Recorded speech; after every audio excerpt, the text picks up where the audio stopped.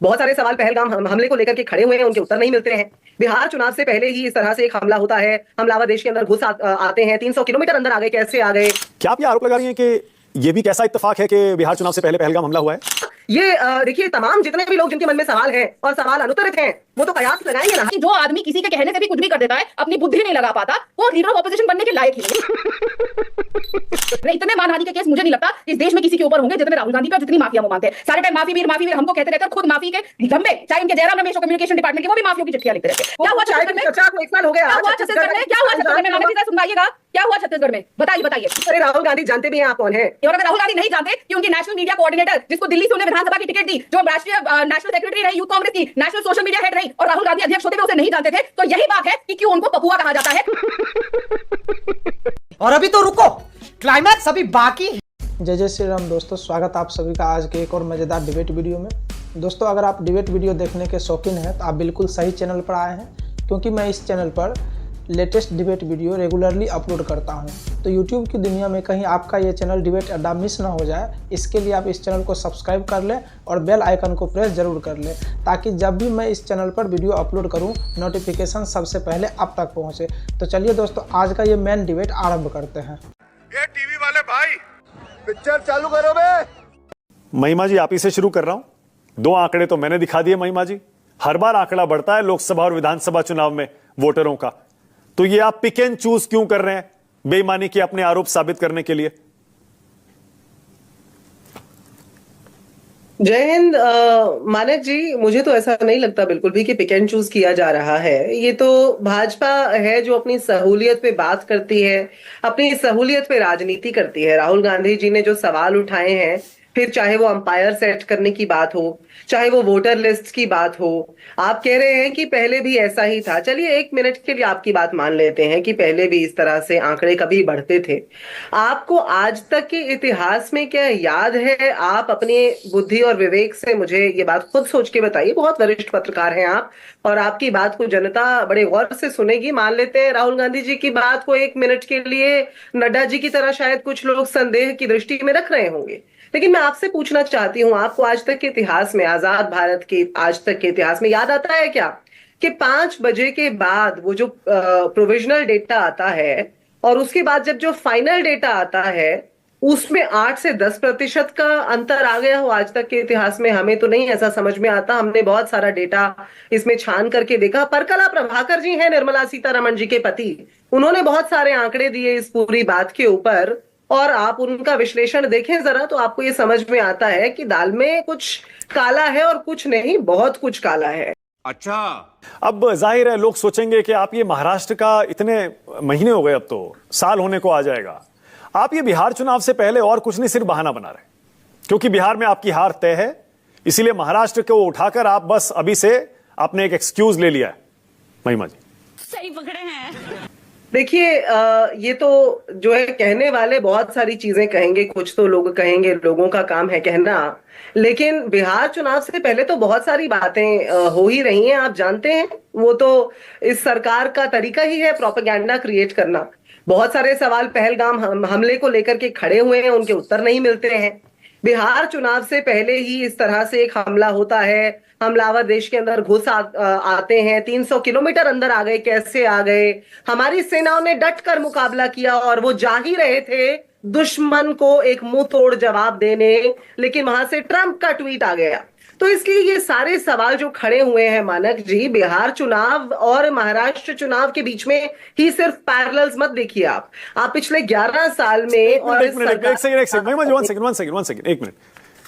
क्या आप ये आरोप लगा रही हैं कि ये भी कैसा इत्तेफाक है कि बिहार चुनाव से पहले पहलगाम हमला हुआ है? क्या आपको भी इसकी टाइमिंग पर आपको शक है क्या? मैंने तो ये कहा ना मानक जी कि इस सरकार का प्रोपेगेंडे खड़े करने का एक बड़ा अजीबोगरीब तरीका है, और वो आज से नहीं रहा, दशकों से रहा है। मैं जो कह रही हूं, बड़ा स्पष्ट कह रही हूं कि आरोपी जो हैं, जो आतंकवादी हैं इस देश के अंदर, 300 किलोमीटर सीमा के अंदर घुस आए। 18 महीनों से वो आतंकी खुले घूम रहे थे। पुंछ में हमला किया, गांदरबल में हमला किया, आपको याद होगा रियासी में 9 जून 1 साल होने को आया है, शपथ ग्रहण हो रहा था और शाम में वहां पर जो है जो यात्री जा रहे थे उनकी बस पर हमला किया गया, जो कि तीर्थ यात्रा पर जा रहे थे। तो इन आतंकियों को खुला कौन घूमने दे रहा है? कौन है ये लोग, कहां से आते हैं ये? मतलब जानबूझ के सरकार ने ये हमला या किसी ने सरकार की तरफ से ये हमला करवाया, ये आरोप तो नहीं है ना आपका? एक बयान मुझे शंकराचार्य जी का याद आ रहा है। उन्होंने कहा था अभी मुक्तेश्वर आनंद जी ने, कि भाई आप जल्दी जो है आरोपी वो तय कीजिए, वरना ऐसा कहा जाएगा कि आपने अपने फायदे के लिए ये हमला करवाया। ये देखिए, तमाम जितने भी लोग जिनके मन में सवाल हैं और सवाल अनुत्तरित हैं, वो तो कयास लगाएंगे ना। अभी बदत है भाई, अभी बदत है। राधिका पहले यहीं से शुरू करिए। महिमा जी कह रही है हो सकता है, हमें नहीं पता ये हमला किसने करवाया और इसकी टाइमिंग और सब कुछ। महिमा, बहुत ही गंभीर आरोप है ये तो राधिका, और ये तो शायद मैं पहली बार सुन रहा हूं किसी कांग्रेस प्रवक्ता की तरफ से। नमस्ते, जय हिंद, सभी को नमस्कार। शुरुआत शंकराचार्य जी के बयान से करते हैं। हाल ही में मानक जी शंकराचार्य ने यह कहा कि राहुल गांधी हिंदू धर्म पे दबा है और उनको हिंदू धर्म से निकाल देना चाहिए। तो जब ये शंकराचार्य के एक बयान को सही मानते हैं तो तुरंत इनको ये मान लेना चाहिए कि हिंदू धर्म के खिलाफ है राहुल गांधी और वो धब्बा है और उन्हें हिंदू धर्म से निकाल देना चाहिए, अगर वो हिंदू हैं। वैसे तो वो टेक्निकली हिंदू नहीं है, लेकिन शंकराचार्य कह रहे हैं तो उनकी बात ऊपर रखते हैं। जैसे ही उनकी बात ऊपर रख रही है तो इनको ये एक्सेप्ट करना चाहिए कि वो हिंदुओं के खिलाफ है। शंकराचार्य की वो भी शब्द है। अब केस स्टडी की बात करी महिमा जी ने, बिल्कुल राहुल गांधी जैसी केस स्टडी तो है ही नहीं। और ये यहाँ पे किलोमीटर गिनवा रही थी, किलोमीटर कह रही है 300 किलोमीटर वो अंदर आ गए। जब मुंबई में हमला हुआ था 26/11 का, डॉक्टर मनमोहन सिंह, सोनिया गांधी और राहुल गांधी की सरकार में, तो 780 किलोमीटर अंदर आए थे।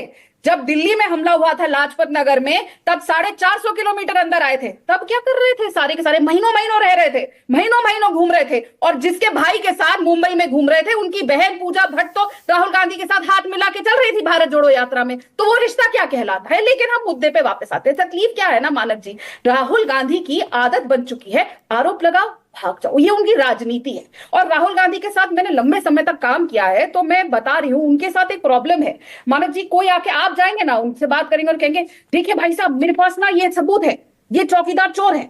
वो अगले दिन आके चौकीदार चोर है बोल देंगे, बिना सोचे समझे कि क्या है क्या नहीं है। इसीलिए वो केस स्टडी है कि जो आदमी किसी के कहने से भी कुछ भी कर देता है, अपनी बुद्धि नहीं लगा पाता, वो लीडर ऑफ ऑपोजिशन बनने के लायक ही नहीं है।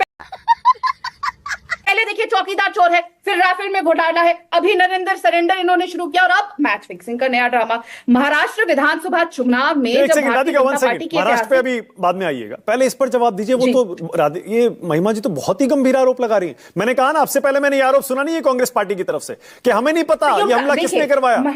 मतलब इशारा साफ है, कुछ भी हो सकता है। देखिए ये खुद वकील हैं, ये समझती हैं कि ऐसे आरोप लगाना कितनी इंपॉर्टेंट चीज है। इनके नेता खुद ही राफेल के मुद्दे पे, चौकीदार चोर है के मुद्दे पे जाके कोर्ट में माफी मांग चुके हैं। अब लगता है, अब पता नहीं अगर ये इनका स्टैंड है तो ये माफी मांगेंगे कि राहुल गांधी मांगेंगे कि जयराम रमेश मांगेंगे। क्योंकि अगर कांग्रेस पार्टी की अधिकृत प्रवक्ता आपके चैनल में बैठ के ये बात कह रही है तो ये बहुत गंभीरता से सोचने की बात है कि राहुल गांधी ये कहते हैं कि भारत में जो हमला कराया है वो नरेंद्र मोदी जी ने कराया है, हमारी सरकार ने कराया है। देखिए ना, हार की इतना डर हो गया है राहुल गांधी को। पहले कहते हैं कि ऑलरेडी धांधली हो रही है, अब कह रहे हैं कि हमने ये कराया। कुछ तो शर्म करिए। जो पार्टी का इतिहास है जवाहरलाल नेहरू का, जिन्होंने अक्साई चीन को दे दिया, जिन्होंने पीओके का इतना बड़ा हिस्सा पाकिस्तान को दे दिया, जिनके नेता इंदिरा जी ने खुद कहा भुट्टो को कि लीजिए हमारी न्यूक्लियर टेक्नोलॉजी ले लीजिए, वो तो भुट्टो ने मना कर दिया इंदिरा गांधी से टेक्नोलॉजी लेने से। उसके बाद Rajiv Gandhi nuclear treaty sign करते हैं, जिसमें ये कहा जाता है हम हर कुछ महीने में ये बताएंगे कि किसकी कौन सी न्यूक्लियर एस्टैब्लिशमेंट कहां पे है। और वो आके ये बात बोल रहे हैं, क्योंकि ना क्या होता है मानव जी, आपने ये सुना होगा कि जिसके अंदर जैसे जाकी रही भावना जैसी, प्रभु मुहूर्त दिखे वैसी। तो इनके अंदर जैसी भावना रही है लगातार देश के साथ गद्दारी करने की, तो इनको लगता है कि सब इनके जैसे गद्दार हैं। और मैं बहुत जिम्मेदारी से आपके चैनल पे बोल रही हूँ, पूरा गांधी परिवार गद्दार है, क्योंकि वो भारत की टेक्नोलॉजी पाकिस्तान को दे रहा था, चीन को भारत का हिस्सा दिया, पाकिस्तान को भारत का हिस्सा दिया। और आज जब सेना ठोक के घर के अंदर पाकिस्तान के जाके सब कुछ तस्तनाबूत करके आती है, तो ये कहते हैं कि ये जो अटैक हुआ था वो भी भारत की सरकार ने कराया है। इससे ज्यादा गद्दारी तो मुझे नहीं लगता कोई और कर सकता है गांधी परिवार के अलावा। आप बोल देखिए, सबसे पहले तो ये भाजपा की प्रवक्ता, भाजपा की नई प्रवक्ता का जो चेहरा है वो देखते हुए, आप भी नहीं है कांग्रेस में, आतुरता का चेहरा होता ना, आपको इतिहास ही नहीं पता। मैं तो तीसरी पीढ़ी की कांग्रेसी हूँ, ये आतुरता का अगर कोई चेहरा होता तो वो ऐसा होता, आज जैसा भाजपा की प्रवक्ता का चेहरा है, आतुरता का चेहरा बिल्कुल ऐसा दिखता। अगर इनके चरित्र हनन पर आए तो कई सारे मैं चेहरे और नाक नक्शे पे आ गई ना महिमा सिंह, तो रोती भी जाऊंगी डिबेट से, याद रखना। गजब बेइज्जती है।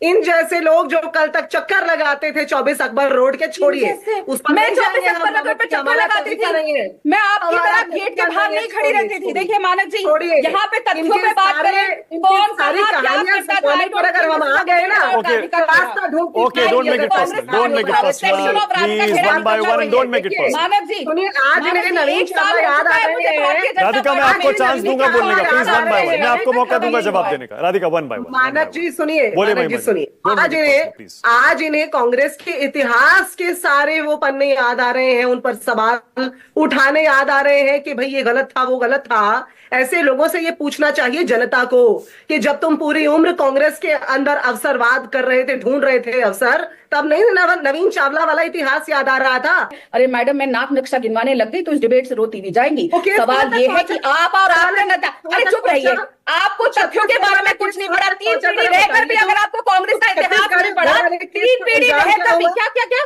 छत्तीसगढ़ वाली आप वकील हैं, मानक जी, प्लीज वन बाय वन, एक एक करके। क्या हुआ छत्तीसगढ़ में? चर्चा को 1 साल हो गया। क्या हुआ छत्तीसगढ़ में? क्या हुआ छत्तीसगढ़ में? मानक जी जरा सुनवाइएगा, क्या हुआ छत्तीसगढ़ में? बताइए बताइए, और सोच समझ के बोलिएगा। वकील हैं, मैं भी वकील हूँ, and I will see you in court, so इसलिए सोच समझ के बोलिएगा। अब बोलिए, बोलिए, बोलिए क्या हुआ छत्तीसगढ़ में? बोलिए क्या हुआ छत्तीसगढ़ में? क्या हुआ छत्तीसगढ़ में? बोलने वाले लोग राहुल गांधी के साथ काम करती थी। अरे राहुल गांधी जानते भी हैं आप कौन है?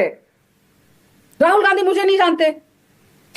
ठीक है मानक जी, सारी डिबेट इस मुद्दे की है कि राहुल गांधी मुझे नहीं जानते। मुझे लगता है जो जयराम रमेश आपको इस डिपार्टमेंट में लेकर आए उनसे जाके पूछिए, और जो आपके मीडिया के हेड है पवन खेड़ा, उनसे जाके पूछिए कि राधिका खेड़ा कौन है और उनको कौन जानता है कौन नहीं। और अगर राहुल गांधी नहीं जानते कि उनकी नेशनल मीडिया कोऑर्डिनेटर, जिसको दिल्ली से उन्हें विधानसभा की टिकट दी, जो राष्ट्रीय नेशनल सेक्रेटरी रही यूथ कांग्रेस की, नेशनल सोशल मीडिया हेड रही, और राहुल गांधी अध्यक्ष होते हुए उसे नहीं जानते थे, तो यही बात है कि क्यों उनको पपुआ कहा जाता है। कि ऐसा नेता जो यही नहीं जानता उनके पार्टी के पदाधिकारी कौन है, वो तो ये बोलेगा कि बिहार हो रही है, हम बिहार हार रहे, इसीलिए पार्टी की ये हालत है।